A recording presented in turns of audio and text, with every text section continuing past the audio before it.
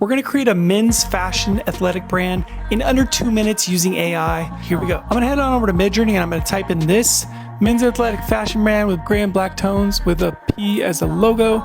And here's the image that we got. I'm gonna use that as my base to start.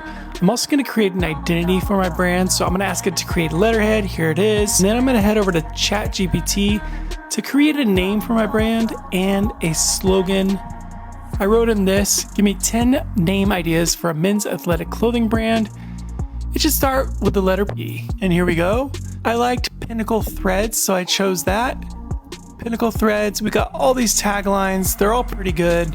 Next, I'm gonna ask it to write me copy for my website. I want there to be 3 sections, shopping, about us, and why we're different. And here we go.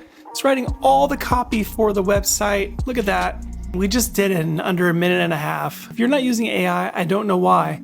And if you love AI, I'm your guy.